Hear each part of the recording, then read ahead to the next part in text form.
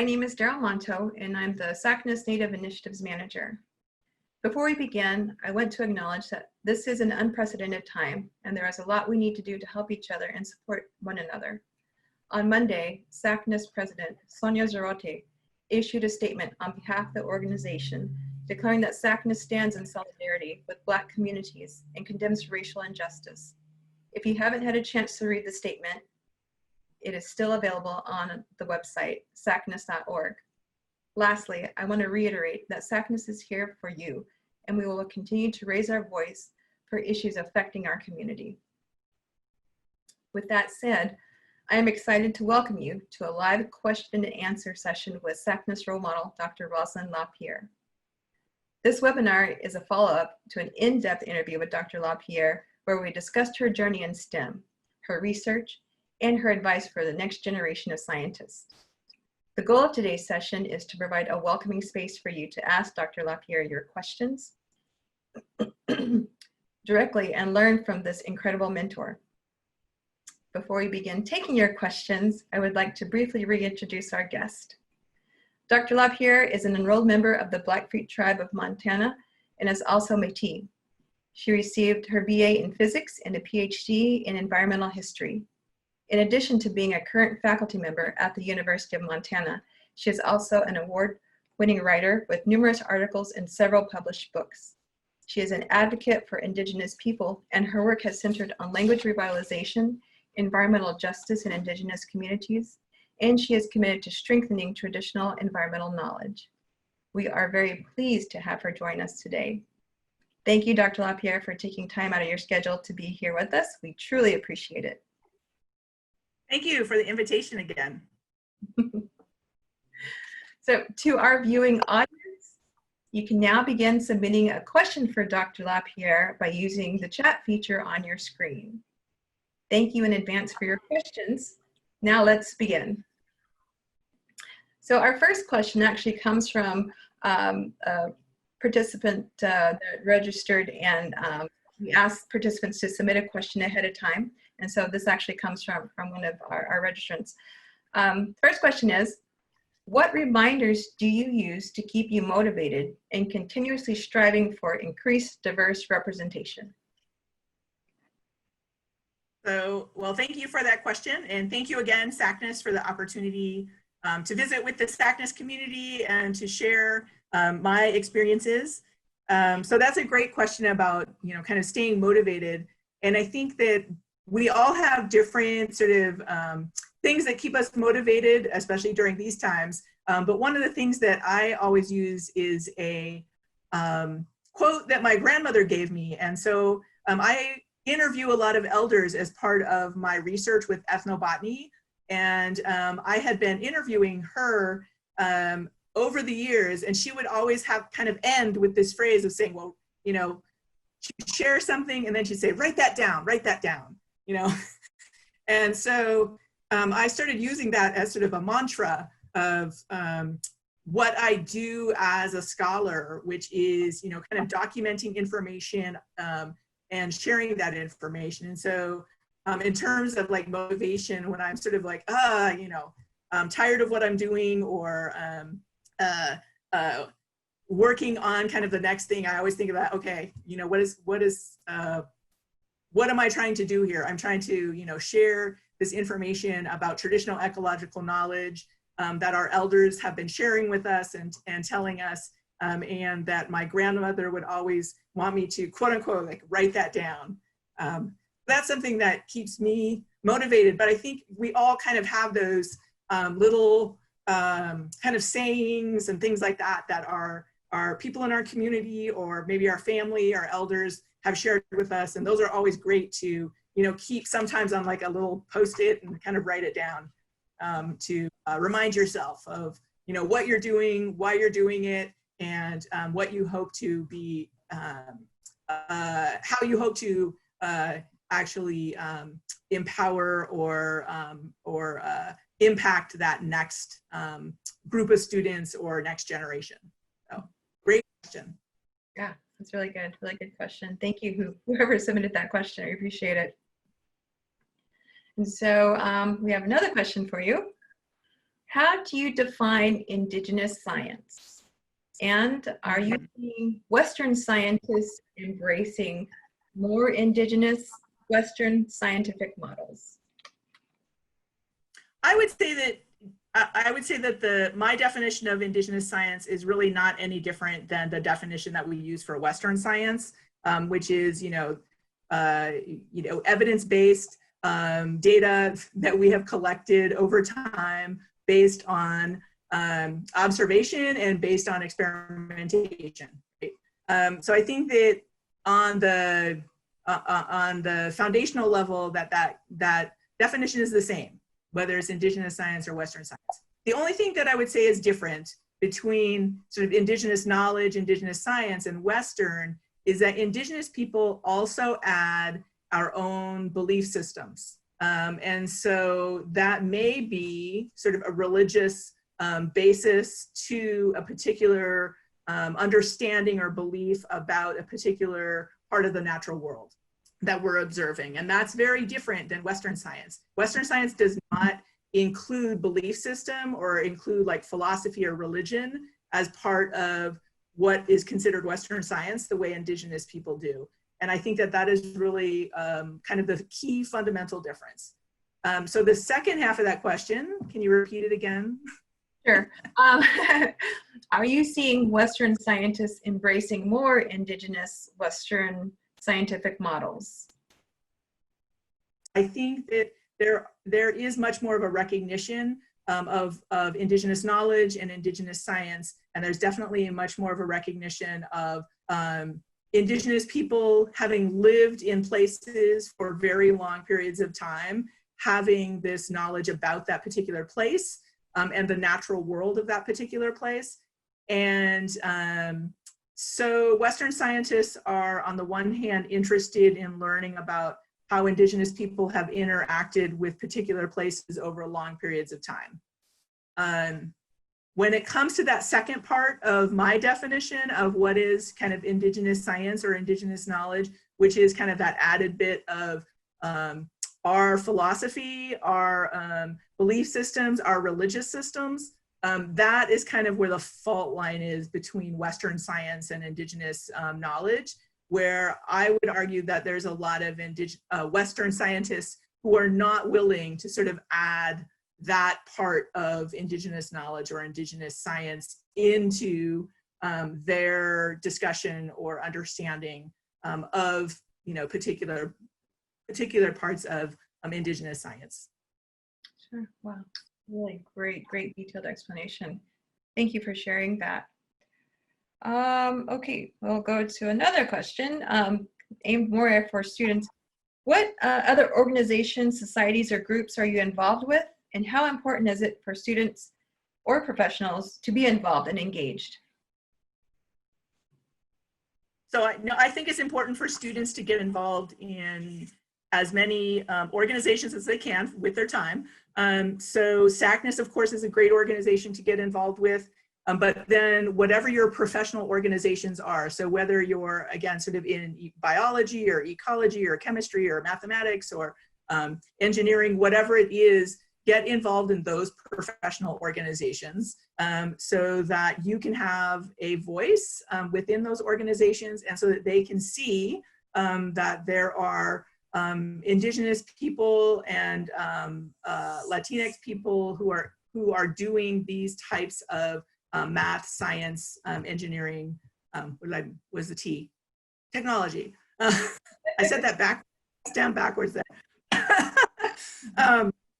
That people are involved in those as well. So the professional organizations, but also organizations like SACNAS, who are really going to lift up, I think what's great about organizations like SACNAS or ACES or similar organizations is that they really do lift up our community and lift up our students to provide, a lot of different opportunities, but then also just a place for everybody to network and know who everybody is that you may not see in some of those professional organizations, which are so huge and are not as diverse as SACNAS. But I would just say, so those are the ones that I'm involved with are specific to what I do, right? So environmental science, environmental history, ethnobiology, et cetera. So there are different ones for different types of disciplines that you may be part of, though. Sure. Oh, great, thank you. I truly agree with all of that too. That's so important that our students reach out and try to get involved and engaged, especially in their specific academic disciplines, if they have that opportunity. So we have another question. For students interested in becoming faculty, can you share your thoughts on how they might prepare and what they might expect along the way? So if you had watched my previous interview, one of the things I talked about was sort of my journey to being where I am right now. And I actually started out first in a nonprofit organization. I went from there to a tribal college. I went from there back to a nonprofit organization, and now I'm at a mainstream research university. So I went a different route than probably most people who are interested in becoming faculty from the start. So if you're a student who is interested in becoming faculty, one is I would find out the different types of mentoring programs that may exist at your institution, or that may exist again within your particular discipline, or that you can tap into, for example, at the SACNAS conference, which does provide different types of like professional development and mentoring for students who are interested in that. Beyond that, I think that one of the things that students should think about from the beginning, if you are interested in being faculty, is finding out what types of mentoring programs or professional development that center around being a good teacher. We have all experienced from being students, and we've seen this with our own eyes, bad teaching, right? So one of the things to think about from the beginning is like, if you want to be a faculty member, is like, well, how do I want to be a teacher? And what are the things that I would do? Who are the teachers that I think who are really great? What do they bring to the table, and how do I want to emulate that? What are the teachers who are not so great? What do I not want to do, right? But take that, your own personal experience, but then tap into those professional development and mentoring programs that help you learn to be a better teacher, so that when you do get into becoming, like, for example, a teaching assistant or even an RA, a research assistant, that you will be able to think about how you want to be a better faculty. And then the second thing I'd add to that is that I really do think that minority faculty are different, and we bring something different to the table. We bring a different voice to the table. We bring different experiences to the table. And one of the things that you need to do as you're starting that journey to becoming a faculty is to make sure that you protect that, and that you make sure that you don't be in a position where that uniqueness about your story, your journey gets erased in the process, and that you become just part of sort of the Western research-based institution model that they would like you to become. Because I think that we bring something unique to the table, and that is a plus. That's not a minus. And so one of the things to do is constantly figure out how to add that to what you're doing, and remind people that it is a plus.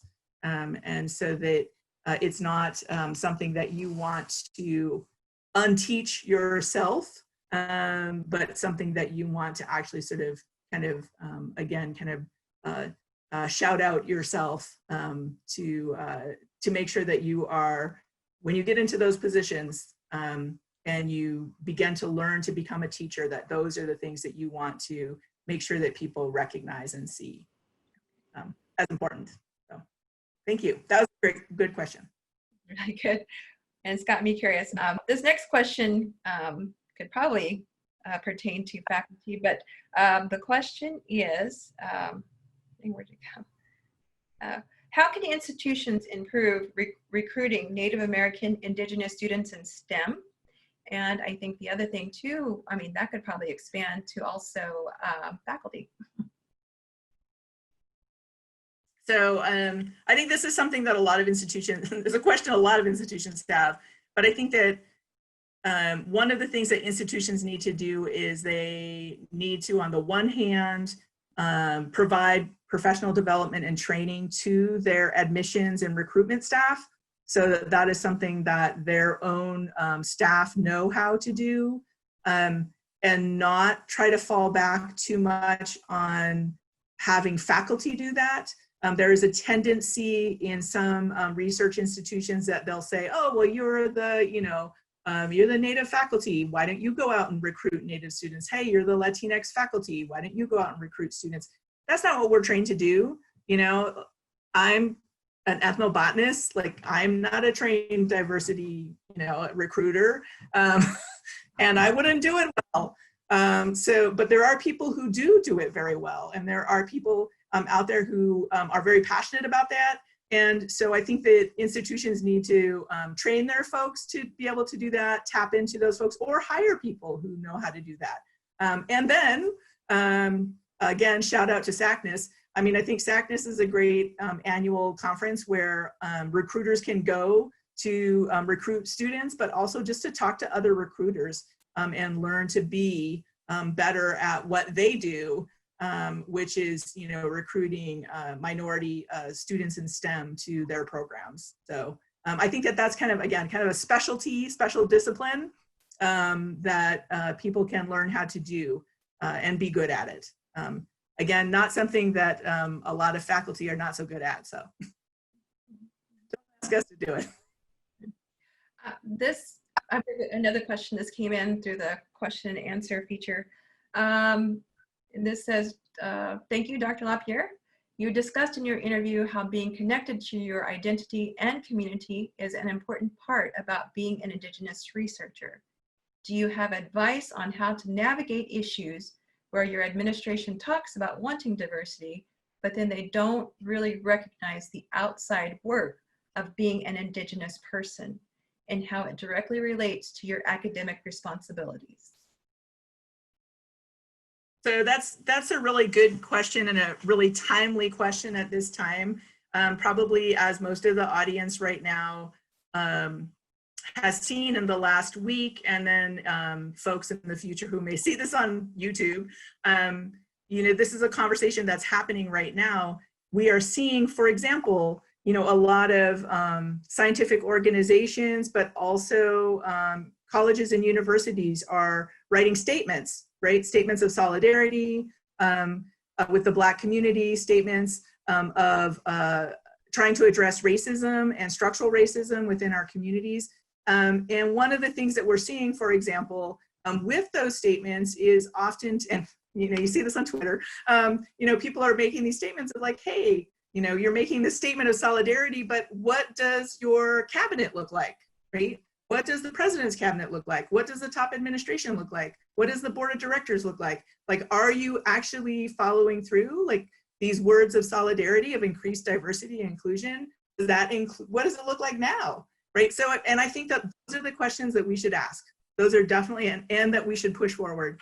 Those are the questions that students should ask. Those are the questions that faculty should ask, and staff and administrators, to our own administrations, our own schools, saying, if we're asking, if we're creating the statement of solidarity, what does our school really look like? And how can we, how can we be better at that? And being better doesn't mean more words. Being better means structural change, right? Being better means concrete action, moving towards structural change. Being better doesn't mean writing another statement of solidarity. So anyway, so I kind of went off a little bit on that, a little off of that question, but I think that that is something that we're seeing now, and I think that it's something that students and faculty and staff really should start asking those questions of our own institutions. Definitely, I agree. Great. It's great.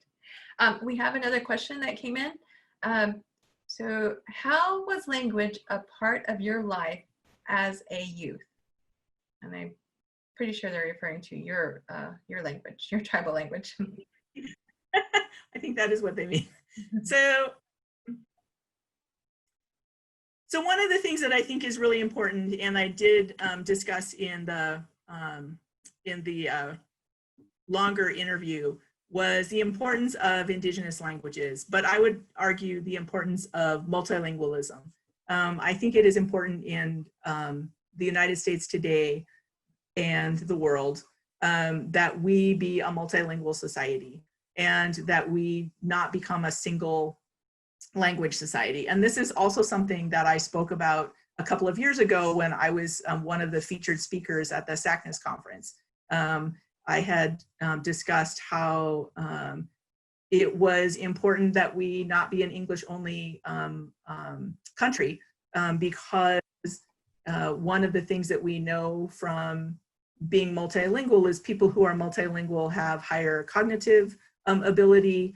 People who are multilingual usually have higher academic ability. And so that's one of the reasons that it's important, but it's also important just for people's heritage. You know, we should not erase the heritage of people in our country who have different languages. Okay, having said that, I think with indigenous languages, it's paramount to continue to work to save and document and promote the revitalization of indigenous languages because they are threatened and endangered, and that there's such, in some communities, such a small number of people who still speak native languages. In my particular case, remember I'm older, in my particular case, I did grow up in a family where all of the older generation spoke the Blackfeet language, and on my dad's side of the family, they spoke Michif, which is part of the Métis community. And so I did grow up in a multilingual family.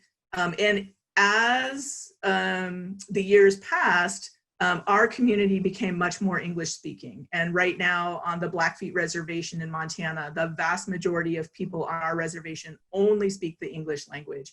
Even though there's a revitalization effort in place, that is still something that is part of our history and the impact of colonization on our own community. So anyway, so to answer the question, yes, I did grow up in a multilingual family and community, but that's not the case right now. And I personally think that multilingualism is extremely important. And so for those of you who speak more than one language, you know, strengthen those languages, keep them alive, use them, and again, make that a plus as to when you are moving through the system of academia, that's seen as a plus and not as a minus. Great. All right, another question. Did you ever encounter any discrimination in your research or work, or any issues along that line for that matter? And if so, how did you handle it? Yes, of course. So I would answer this on two things. One, yes, I've experienced discrimination and sexism. So discrimination as an Indigenous person, but also sexism as a woman. I think that both of those things are very common, unfortunately very common in our American society, but also very common in our university systems. And so there are different ways to, depending on how it happened or how it impacts you, there's different ways to deal with it. So anything, again, from kind of like a microaggression to a macroaggression, right? And in some situations, I have dealt with it through the system. So in certain cases where I felt like it was egregious, I've went through the chain of command and documented it, contacted people, etc. So that's one way to deal with it. But sometimes it's a little harder if it's sort of those microaggressions where it's not so blatant. And in those cases, one of the ways that you can deal with it is try to find those allies on campus to, and you will, of course, find those allies on campus, find your community on campus, and talk through it with other people and share your story with other people. And in fact, I'll just share this was not my situation, but I'll share a situation today. For example, I'm part of an email group that is through SACNAS, that is part of folks who went through the Summer Leadership Institute, and somebody shared a story today about what I would consider more of a macroaggression, but they were just asking on our email chain, like, how can I deal with this situation, and can people share with me their stories? And so those are great ways to address discrimination or sexism, is to share with other people who are your peers, but also in those cases where it is something that is, again, it's more of a macroaggression, go through that chain of command and make sure you file a complaint and make sure you document it, and you go through, and it's hard to do that. It really is hard to do that. And a lot of people don't, but that's one way to address it. So it happens, and it's going to happen again in our society today. It's been happening since the beginning of America, that discrimination and sexism exists. So thank you for that question. That's a good question. Okay, we have another question that came in through our Q&A. What's your favorite Indigenous story from a movie or a book? My favorite Indigenous, oh wow. Well, so I'm into speculative fiction. And so, my recent ones that I really like are the Rebecca, I'm going to say, am I saying her name right? Rebecca Roanhouse books, which are the books, I'm already going to forget what they're called. I have to run in the other room and find them. Trail of Lightning, and I'm going to forget the second one, and she's writing the third book. But they are basically based on the Navajo creation story, but it's a kind of end of world dystopic speculative fiction. Those are fantastic. Those are great. And I encourage people to look into them. Her last name's Roanhorse. And she actually wrote one of the Star Wars books too recently. But yeah, speculative fiction, anything that's kind of related to Indigenous stories. There's a few out there, but that's one of my favorites currently. Yeah. That's good. That was a fun question. Thanks for asking that.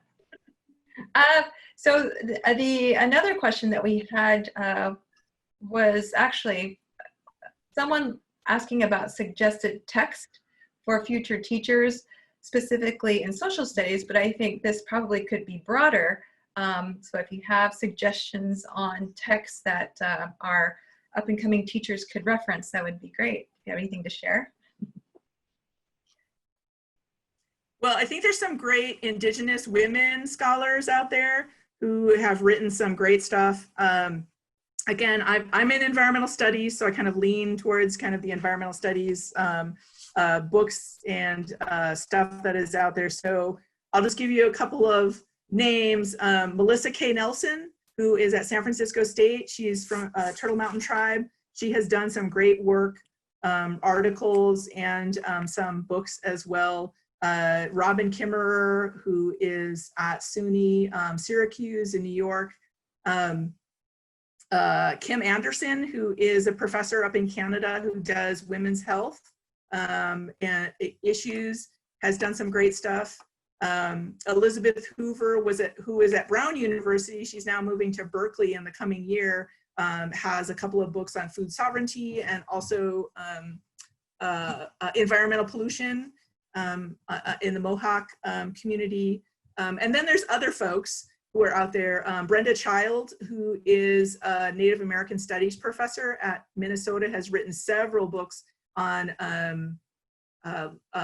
Native women, family life, boarding school, the impact of boarding schools, and then another Canadian author, Leanne Simpson, who writes about indigenous feminism. She has some amazing work out there, not really related to environmental studies or anything like that, but she does some really great stuff on talking about the role and the history of women and feminism in Native North America. So that's a few, but I just named all women and all Indigenous women. There's other folks out there that you can read, but let's start there. Wow, that's a really great list. Wow, thank you for sharing those suggestions. We have another question that came in through our question and answer feature, and the question is, what cultural resiliencies helped you cope and persist through your graduate programs? That's a great, oh wow, I haven't thought about that. But that is a great question. So one I would say is I've always been connected to my family and community. And I always joke with people that, there's a quote from, I think it's from The Sopranos, right? Like whenever you try to escape, they pull you back in. It's like the mob. I think about that with Indigenous family and communities. It's like when you think that you may have like moved to this one side, they pull you back in. I think that is, they provide that, that strength and that resiliency for you to continue your work. Whenever you think that you are getting down, you can always call somebody. And of course, now with social media, you can always connect with folks back home and connect with your family and community. And I think that that's a good constant reminder of why you're doing what you're doing, right? And who you want to be working for in the future. And so that's just always a constant. And I think for both Indigenous communities and Latinx communities, for us, family is everything, right? And so they are the ones that really are able to provide that kind of that foundation, and also that strength for us to continue to work towards our goals and do what we do. So, but that's a great question. Well, we're coming up on the end of this session, and I'm going to go ahead and ask this final question for you. So you're getting ready to embark, or you're probably already started, a wonderful year of research and doing what you love, and that's really exciting. And I'm so happy for you that you're going to be able to do that. I guess what I'm curious, given the current time, with everything that's going on in the world and what our Native and Indigenous students are having to face and endure, I'm curious what your thoughts are. What do you think the future holds for our Native American and Indigenous students in STEM? So yeah, that's a grest question. I think the future is bright. I think that there's so many opportunities out there now. There's still great research that can be done, lots of programs that are available, lots of opportunities. And so I think it is a really, really bright future. Again, shout out to institutions like SACNAS. There's great institutions also that are just providing all of this mentorship and also just like love, right, to their students and to the community of scholars. That it really is bright for Indigenous or Latinx students who are interested in STEM fields. That in addition to that, I think that there's just also a lot more professors out there than there used to be. And so if you can't find a professor in your own school or your own institution that is Indigenous or Latinx that you want to have as a mentor, find somebody else. Go find another institution and contact those people. I hear from students all over the United States who just say, hey, Ra, in fact, I have an interview right after this with a student from West Virginia who's doing a project, who doesn't have people at her institution and just said, I want to tap into these other folks around the country. And I think that because the position that we're in, the really privileged position that we're in to be professors at research institutions, that we are willing to talk to and work with and mentor students kind of across the country if there's not somebody in your own institution. And I think that that was not necessarily there in the past. And so that is a great opportunity that exists now for our students moving into the future, that we have great institutions out there, lots of great opportunities, you know, great organizations like SACNAS, but then also kind of a lot more professors and professionals who are out there that students can tap into. So I think the future really is bright for our Indigenous and Latinx students and family. So.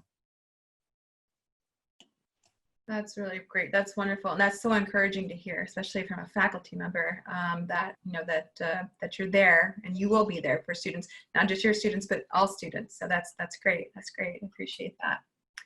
I have one question that just slipped in here, and it's from Corey Gray.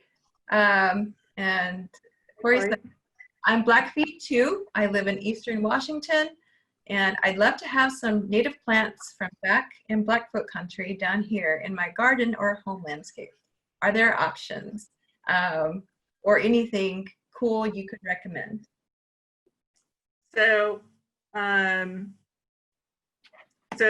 because we're still kind of in, you know, in some places total lockdown, other places kind of semi-lockdown, you know, the best places to find some of this stuff is you can still go to your local nursery. Lots of local nurseries still have sections on native plants. They're going to have native plants about the particular area where you live.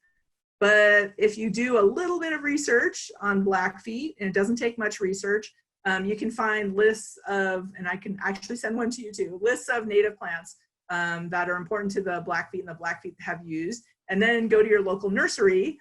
If it's open, if you can get plants from there, again, because of the shutdown, and you should be able to relatively easily get plants that are native that you can incorporate into your garden. So thanks for that question. That's good.